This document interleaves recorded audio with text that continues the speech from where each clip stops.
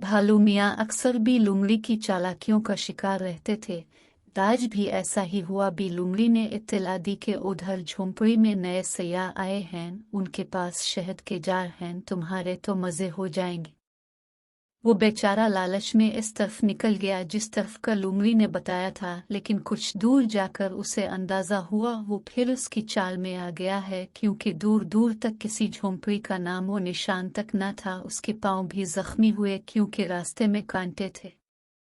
आज इसको लुमड़ी पर बहुत गुस्सा आया और उसने इरादा किया अब वो इससे जरूर बदला लेगा। शाम को वो अपने दोस्त हाथी के पास गया और तमाम माजरा सुनाया। इसने भी मदद करने का वादा किया और मिलकर लुमड़ी को सजा देने का मंसूबा बनाया।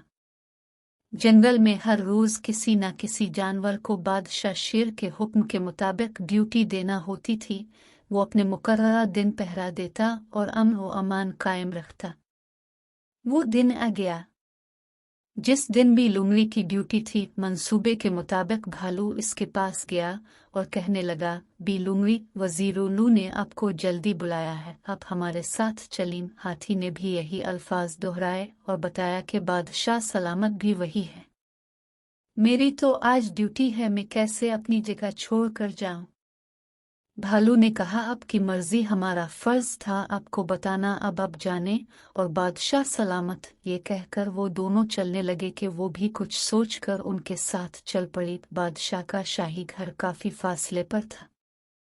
वो तीनों आगे पीछे जा रहे थे कि इतने में भालू को अपने बच्चे की आवाज आई और वो अभी आने का कहकर चला गया। हाथी भी प्यास का बहाना करके दूसरी तरफ मुड़ गया।